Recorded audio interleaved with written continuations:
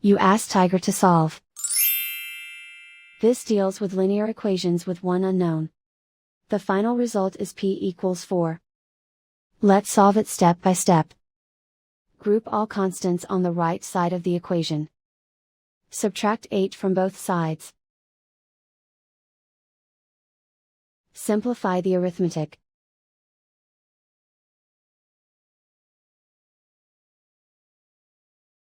Isolate the p. Multiply both sides by 4. Group like terms.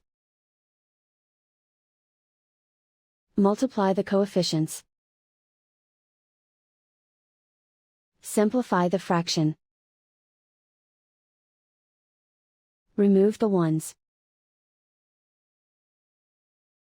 And so the final result is p equals 4.